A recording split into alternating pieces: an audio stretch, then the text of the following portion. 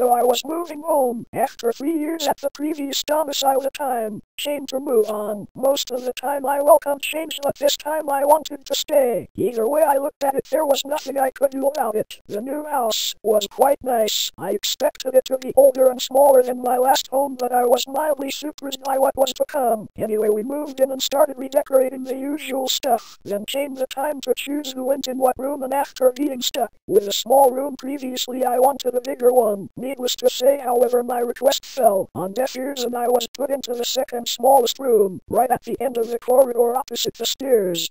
The first few weeks were good. On the second day, in there I had already set up my Wii and I was happy playing Legend of Zelda, Twilight Princess and Wii Sports. For a while, this is where things began to get strange. One night, one ordinary night, I decided to get an early night's sleep. Playing games constantly till very late hours didn't help, and before you know it I was drifting away slowly. I awoke in the middle of the night with a dry throat. I tried to cough and I even tried questioning myself as to why my throat could be so dry. What? No voice. I couldn't speak. The only thing I had on my mind at this point was getting a drink of water to help my throat, so I made my way across my small room and opened the door.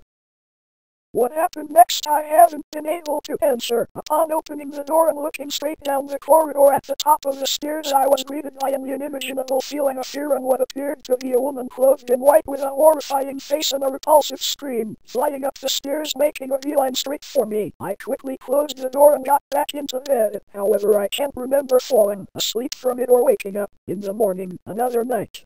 A dreadful reminder.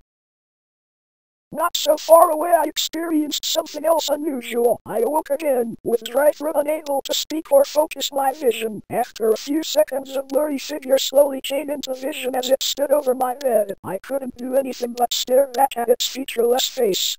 Again, I have no recollection of falling back, asleep or waking, in the morning. Were they dreams? Or were they drastic cases of hypnagogia? This I do not know.